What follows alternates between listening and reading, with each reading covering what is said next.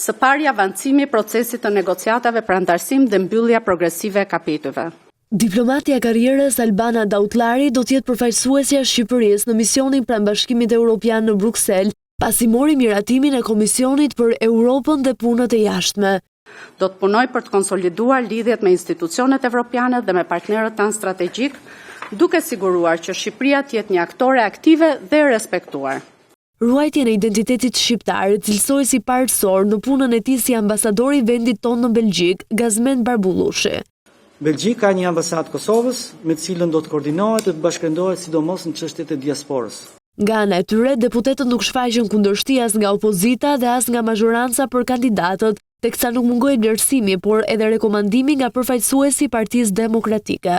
Ne të gjithë aspirojmë që Shqipëria të jetë më shpejt antare e Bashkimit Evropian.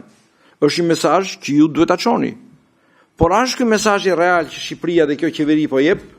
Dy kandidatët do duhet të dekretohen nga presidenti pas paraqitjes para tij nga komisioni i rekomandimeve përkatëse.